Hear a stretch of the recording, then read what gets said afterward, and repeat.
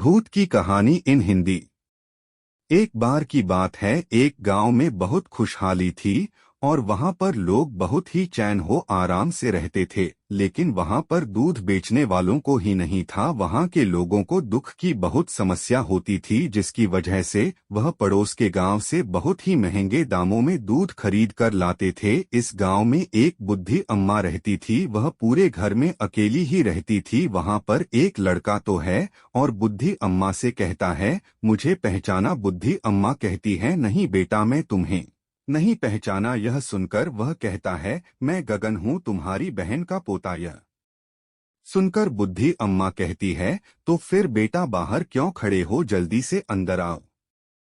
बुद्धि अम्मा कहती है, बेटा तुम्हारा यहाँ कैसे आना हुआ? यह सुनकर गगन करता है, माँ जी मुझे कोई काम धंधा चाहिए, इसलिए मुझे पता लगा कि यहाँ पर दूध की बहुत कमी है, इसीलिए मैं अपनी गाय भैंस के साथ में लेकर आया हूँ ताकि इस गांव में दूध बेच सको और पैसे कमा सकूं।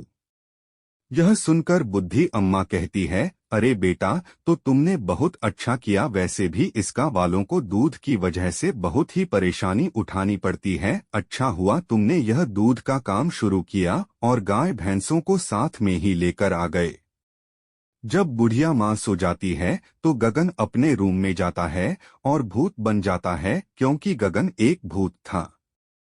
और फिर वह 2 बाल्टी लेता है और गाय भैंस का दूध निकालने के लिए जाता है। जब वह गाय भैंसों का दूध निकाल लेता है तब वह उसे चांद के रोशनी में रखकर कुछ मंत्र पढ़ना है, जिसकी वजह से दूध थोड़ी देर के लिए लाल हो जाता है। और यह देखने के बाद गगन भूत कहता है, अरे वह यह तो कमाल हो गया, मैं जैसा सोचा था वैसे ही हो गया। अब मैं यह दूध पूरे गांव वालों को पिलाऊंगा और पूरे गांव वाली भी खून के पैसे हो जाएंगे और एक दूसरे को काट काट कर खाएंगे। फिर एक दिन पूरा गांव खाली हो जाएगा और मैं पूरे गांव पर राज करूंगा। सुबह होती है और गगन भूत और दूध बेचने पूरे गांव में घर घर जाता है। गांव वाले तो दंग ही रह जाते हैं कि कौन भला भटका उनके घर दूध देने आया है। लेकिन सभी गांव वाले बहुत खुश हो जाते हैं, क्योंकि अब उन्हें दूध लेने के लिए पड़ोस के गांव में नहीं जाना पड़ेगा और उनका टाइम भी बच जाएगा। लेकिन उन्हें क्या पता था कि इस दूध में क्या मिला हुआ है और अब उन्हें कौन सी समस्या का सामना करना है। उसे दिन सारे गांव वाले दूध पी लेते हैं और अगले दिन बुद्धि अम्मा के पास एक औरत आती है और कहती है, हमारे पड़ोस की जो विमल थी ना, उसका बेटा कुछ अलग ही बर्तन कर रहा है और वह खून और मांस खाने के लिए तड़प रहा है और उसने तो विमला की हाथ पैर काटकर खून पीना शुरू कर दिया। अब उसे विमला ने बंद कर रखा है, डॉक्टर को भी समझ नहीं आ रहा कि क्या करें।